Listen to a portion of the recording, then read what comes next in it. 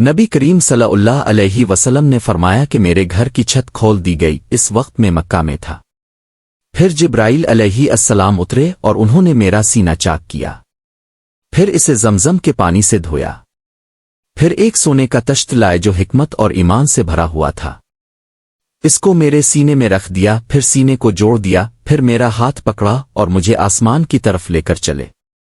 जब मैं पहले आसमान पर पहुंचा तो जिब्राइल अलैहि अस्सलाम ने आसमान के दारोगा से कहा, खोलो। इसने पूछा, अब कौन है? जवाब दिया कि जिब्राइल। फिर उन्होंने पूछा, क्या आपके साथ कोई और भी है? जवाब दिया, हाँ, मेरे साथ मोहम्मद सल्लल्लाहु अलैहि वसल्लम हैं। उन्होंने पूछा कि क्या उनके बुलाने के लिए आपको भेजा गया था? कहा, जी हाँ।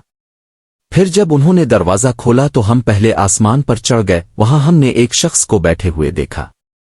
उनके दाहिनी तरफ कुछ लोगों के झुंड थे और कुछ झुंड बाईं तरफ थे। जब वो अपनी दाहिनी तरफ देखते तो मुस्कुरा देते और जब बाईं तरफ नजर करते तो रोते। उन्होंने मुझे देखकर फरमाया, आओ, अच्छे आए हो, साले नबी और साले बेटे। मैंने जिब्राइल अलैहि अस्सलाम से पूछा, ये कौन है? उन्होंने कहा कि ये आदम अलैहि अस्सलाम हैं और उनके दाएं बाएं जो झुंड हैं ये उनके बेटों की रूहें हैं। जो झुंड दाएं तरफ हैं वो जन्नती हैं और बाईं तरफ के झुंड दोज़खी रूहें हैं। इसलिए जब वो अपने दाएं तरफ देखते हैं तो खुशी से मुस्कुराते हैं और जब बाईं तरफ देखते हैं तो रंज से रोते हैं। फिर जिब्राइल मुझे लेकर दूसरे आसमान तक पहुंचे और उसके दारोगा से कहा कि खोलो। इस आसमान के दारोगा ने भी पहले की तरह पूछा, फिर खोल दिया।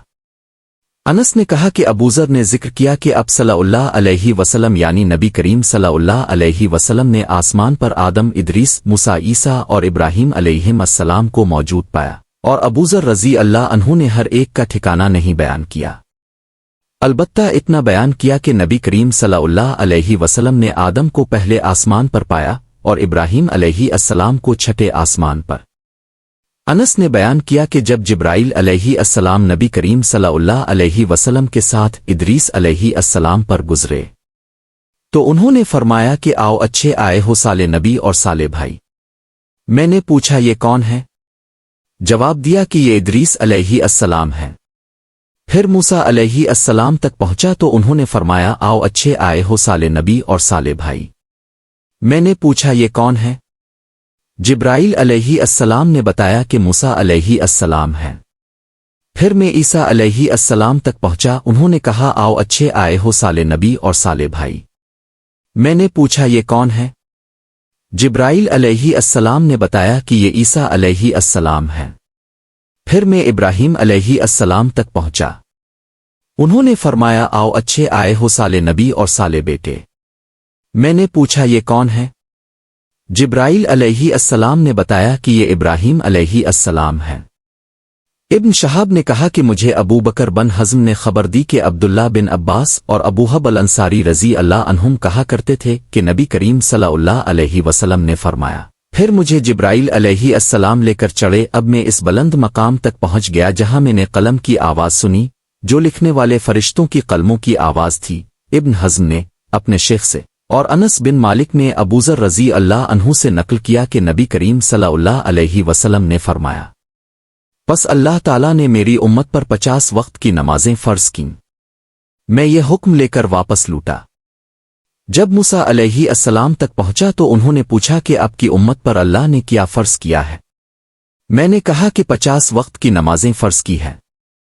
उन्होंने फरमाया, आप वापस अपने रब की बारगाह में जाइए, क्योंकि आपकी उम्मत इतनी नमाजों को अदा करने की ताकत नहीं रखती है। मैं वापस बारगाह रब अल इज़्ज़त में गया तो अल्लाह ने इसमें से एक हिस्सा कम कर दिया। फिर मूसा अलैहिस्सलाम के पास आया और कहा कि एक हिस्सा कम कर दिया गया है। उन्होंने कहा कि दोबारा जाइए क्योंकि आपकी उम्मत में इसके बर्दाश्त की भी ताकत नहीं है। फिर मैं बारगाह रब अल इज़्ज़त में हाजिर हुआ। फिर एक हिस्सा कम हुआ। जब मूसा अलैहिस्सलाम के पास पहुंचा तो उन्होंने फरमाया कि अपने रब की बारगाह में फिर जाइए क्योंकि आपकी उम्मत इसको भी बर्दाश्त ना कर सकेगी। फिर मैं बार बार आया गया, बस अल्लाह ताला ने फरमाया कि ये नमाजें अमल में 5 हैं और सवाब में 50 के बराबर हैं। मेरी बात बदली नहीं जाती। अब मैं मूसा अलैहिस्सलाम के पास आया तो उन्होंने फिर कहा कि अपने रब के पास जाइए। लेकिन मैंने कहा मुझे अब अपने रब से शर्म आती है। फिर जिब्राइल मुझे सुदर अलमनिताऊ तक ले गए जिसे कई तरह के रंगों ने ढांक रखा था, जिनके मुतालिक मुझे मालूम नहीं हुआ कि वो क्या है।